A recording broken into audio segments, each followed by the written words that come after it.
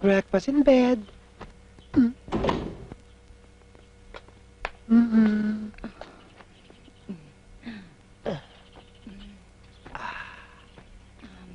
Eat ka na ng breakfast, Daddy. Anong nangyari kagabi? Sus, yun? Wala yun.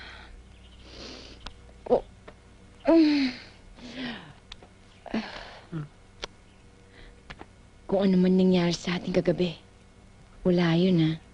Sorry. Huwag ka mag-sorry. Hindi ko pinagsisisihan ang nangyari sa atin. At alam ko namang darating ang panahon na mapapansin mo rin ang kagandahan ko. At kagabi nga yun. Ibig mo sabihin, hindi ka ba nagagalit? Di ba lalaking gusto mo? Kagabi nagalit ako. Hindi ko nga alam ba't ako nagalit. Pero di ba't ikaw na nga nagsasabing lalaki ka? At napatunayan ko kagabi yun. Naguguluhan ako eh. Bakit? Ikaw lang ba? Naguguluhan din ako ha. Pero tanggapin na natin ang mga pangyayari. Ang mahalagay, ilagay natin sa ating isipan na tayo naguguluhan. Tama ka dyan. Tama ka.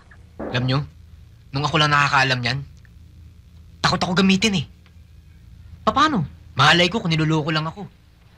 Ang papangit kasi. Oh, to. Tignan nyo. Ha? Lapis.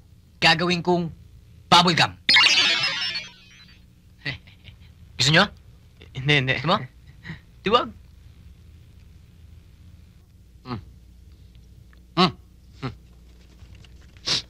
Baho. Florsheim.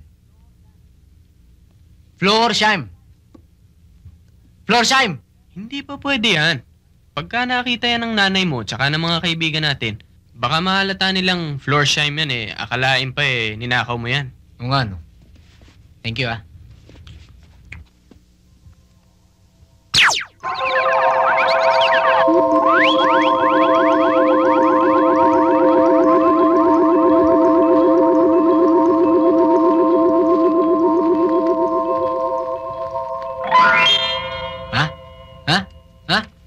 Okay ba? Kaya lang itong mga duwending to, bibigay-bigay ng kapangyarihan, di mo naman maaasahan. Minsan okay, minsan palpak. Pahiya tuloy ako kanina kay Gina. Alam ko na. Simula bukas, gagantihan natin yung mga kalaban natin. Sila Charlie. Diba? Alam ko na gagawin ko. Migil ka nga dyan, Ivan. Alam mo namang di tayo pwedeng manakit ng ibang tao ah. Cool ka lang. Wala naman yung 3 ulyanin dito eh. Nasa Davao. Oh, sino pipigil sa akin? Wala. Sumusobra itong damuhong na ito ha. Kanina, pangit daw tayo. Tapos, ulyanin. Ngayon, dahil akala niya wala tayo, gusto magpalusot. Oh, Elvis. Mandar ka na naman. Ano ba problema? Total, 1 linggo na lang naman ah. Teka na nga, nahihilo lang ako rito sa kisame. Ang hirap pala nung nakasabit at nakabaligtad. Mamaya pare. Tutal, wala namang pasok. Samahan niyo ako. Pupuntahan natin si Gina. Dadalang ko siya ng isang sakong mansanas tsaka katakot-takot na tsokolate. Ha? Eh baka mapahiya ka na naman eh. Mabuti kung ikaw lang. Naman to eh. Relax ka lang pare. Wala naman yung 3 rito eh. Ito. Itong bola, gagawin kong kotse para may masakyan tayo mamaya. Paano kung maging kotse nga yan? May lalabas pa natin sa kwarto yan. Oo nga pala, no? Gusto ko sana maging kotse ito eh.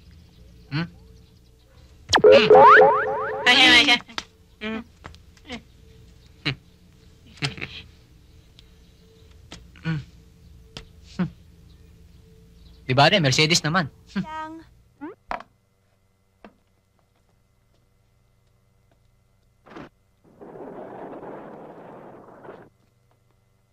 Uging! Halika. Ay. Tuloy ka. Ay, Loretta. Pasensya ka na, tumuloy na ako. Teka muna, paano mo nalaman ako yun? Iba kasi amoy mo eh. Loretta, paupuin mo kaya muna ako. Bisita kasi ako eh. Kaysa naman lait-laitin mo ako. Ako nga pala. Pasensya na. Sige, upo ka. Hindi, binibiro din lang kita. Upo ka.